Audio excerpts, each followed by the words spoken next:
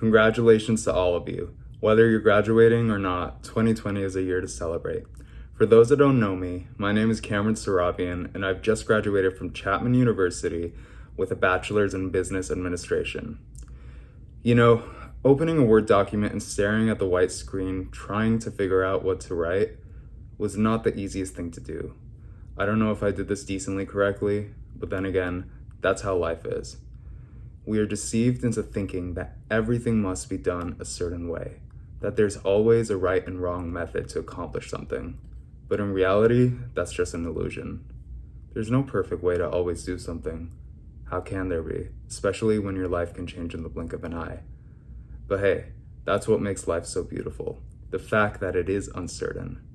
You know, sure, there can be downsides to that, but life wouldn't be nearly as precious if it were any other way. In December of 2014, I was a 17-year-old senior at Beckman High School in Irvine, and I was more than ready for the next chapter of my life. But then the unexpected happened. I got the flu. By the end of that first weekend, it should have gone away, but it didn't. By the second weekend, it definitely should have gone away, but it didn't. By the third weekend, my family and I knew something was wrong. Eventually, after some time in CHOC's emergency room, I got admitted onto the 4th floor. Being seen by numerous infectious disease doctors, we had no idea what to expect. Eventually, they biopsied the lymph node on my neck, and I was officially diagnosed with anaplastic large cell lymphoma, a type of non-hodgkin lymphoma. My life wouldn't be the same from that moment on. This was unexpected, but clearly not the good kind. I didn't know how to react, and to be fair, I don't think anyone would, whether you were 9, 19, or 99. Life continued, but pretty terribly. From when I was admitted in December, I spent 65 consecutive days in the hospital. Leaving that first day was being freed from the imprisoning chains of the IV pole. But surprisingly, that first day outside of CHOC was the day that changed my life. Not the day I was told the ever so devastating news that no one ever wants to hear in their lives. It was the day I began to value life in a way that I never did before, in a way that many people who have never experienced something such as cancer lack. Let me ask you a question. Have you ever looked at a traffic light and admired its beauty? Probably not. But I did that day as my mom drove out of CHOC's parking lot. I paid attention to the way the signal transitioned from a red reflection of light to a green one. I mean, who in their right mind would ever look at something as irrelevant as a traffic light and cherish each radiating pixel of light on it? I thought about it in that moment. At the same time, I understood everything that I disregarded in my life as insignificant, as unimportant. I understood the detriment of taking any and every aspect of life for granted. That day, that moment changed my life because I knew that I could not live the same way I had been living for the previous 17 years. Heck, I wasn't living. I was just passing through every day and not enjoying life in the way that it has always been meant to be enjoyed. Time went by.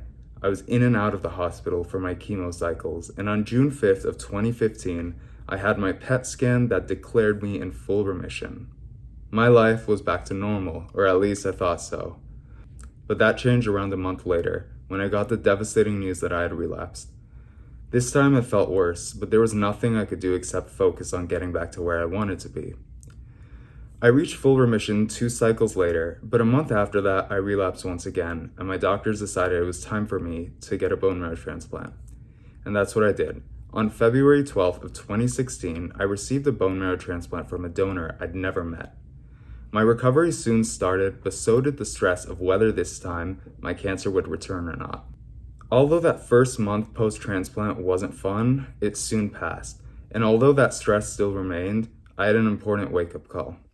This epiphany reminded me of that first day I left the hospital, the one I had just told you about, and I realized that I was failing myself on that promise that I had made myself while looking at the traffic light.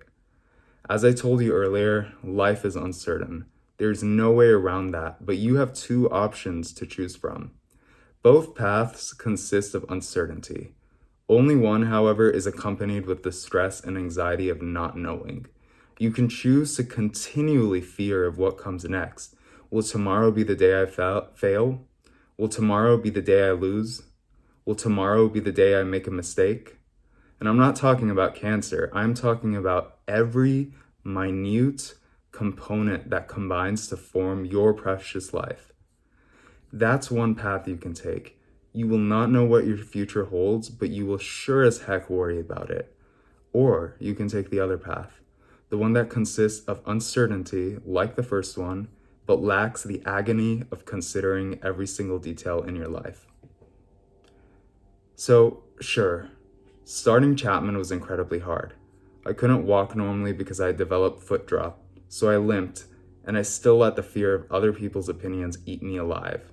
I was malnourished, my skin was discolored, I felt like I didn't fit in, and at first I hated it, but I constantly reminded myself of what I went through.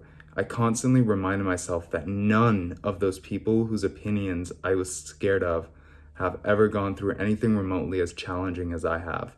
And that's when I finally started to live my life, because it's my life, not theirs.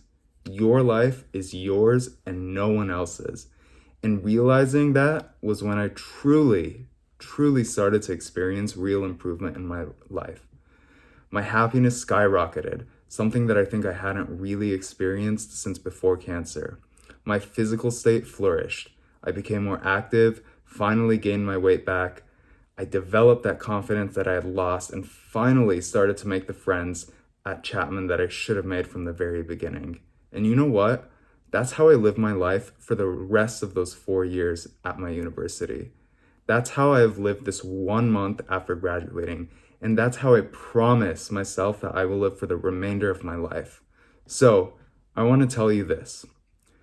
I was not 18 until I fully acknowledged my lack of living. So, it is not too late for you to change your path today. But it will be late tomorrow. It will be late 10 minutes from now. Because every single second that you deliberately choose to not truly live is an unutilized percentage of your life that you are releasing into this universe. So now, I ask you, which path are you going to take? Are you going to let fear and worry consume you and prevent you from enjoying the beauty of your life? Or are you going to let yourself truly live? Thank you.